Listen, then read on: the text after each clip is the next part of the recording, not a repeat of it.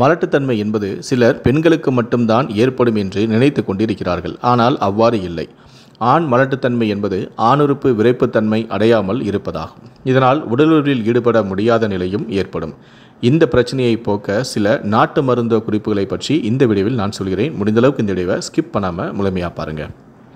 Number 1, அமுக்கரா கிழங்கு சூரணம். இந்த அமுக்கரா கிழங்கு சூரணத்தை 10 கிராம் எடுத்து பாலில் கலந்து காலை மாலை சாப்பிட்டு வர ஆண்மை பெருகும்.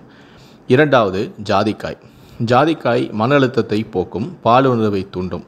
ஜாதிக்காயை ஊறுகாய் போலவோ அல்லது சூரணமாகவோ சாப்பிடலாம். இதை லேசான சூட்டில் நெய்யில் வறுத்து இடித்து பொடியாக்கி காலை மாலை பசும்பாலில் 4 கிராம் சூரணத்தை காய்ச்சி குடிக்கலாம். இது நரம்பு தளர்ச்சியையும் போக்கும். 3வது, மாதுளம் பூ. மாதுளம் பூவை பசும்பாலில் வேக வைத்து சிறிது தேன் கலந்து அருந்தினாலும் ஆண்மை பெருகும், ஆண்களின் மலட்டுத்தன்மையும் நீங்கும். 4வது, முருங்கைப்பூ.